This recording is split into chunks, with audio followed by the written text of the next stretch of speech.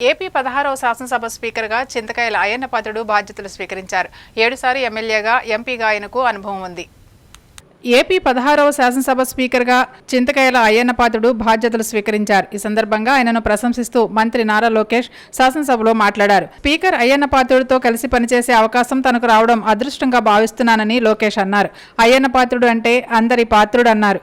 ఎప్పుడూ ప్రజల గురించి ఆలోచించే వ్యక్తి అయ్యన్న అని తెలిపారు. వైసీపీ హయాంలో కక్షగట్టి అయ్యన్న ఇంటిని కూలగొట్టినా, కేసులు పెట్టినా తగ్గకుండా పోరాడారని కొనియాడారు. 7 సార్లు ఎమ్మెల్యేగా, ఎంపీగా ఆయనకు చాలా అనుభవం ఉందన్నారు. పైన కూడా బంపర్ ఆఫర్ మీ పైన కూడా పెట్టారు. మీ పైన కూడా నిర్భయ కేసు పెడతాం కానీ అని చేస్తాం. చాలా బాధాకరం.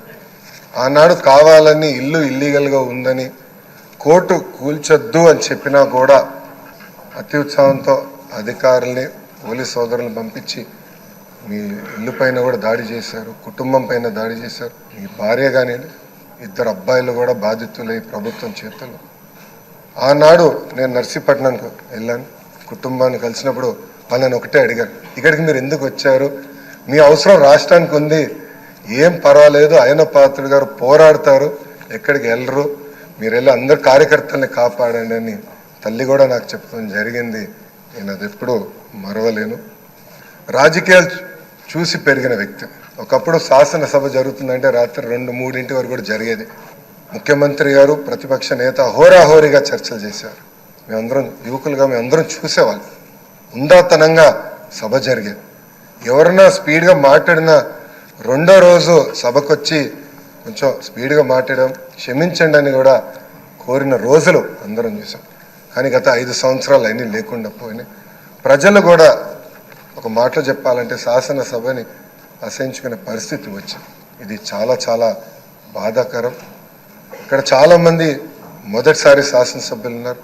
మీ నాయకత్వంలో నేర్చుకునేదానికి మేము ఈ హౌస్కి వచ్చాం.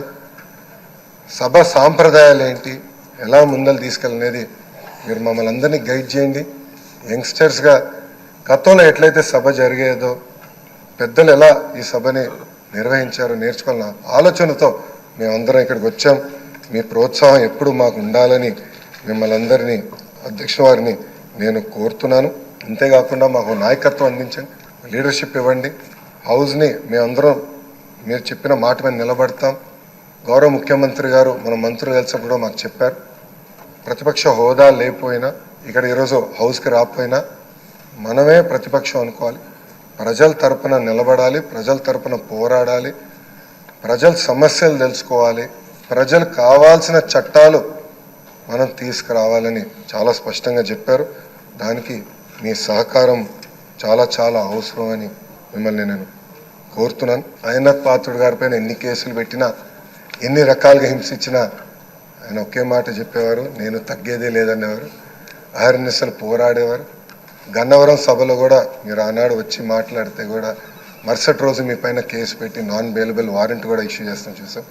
కానీ అయ్యన్నపాత్రుడు ఎప్పుడు తగ్గలేదు, ఎప్పుడు పోరాడితే ఉన్నారు. ఆ స్ఫూర్తిని మేము అందరం కూడా హౌస్కి తీసుకెళ్తాం.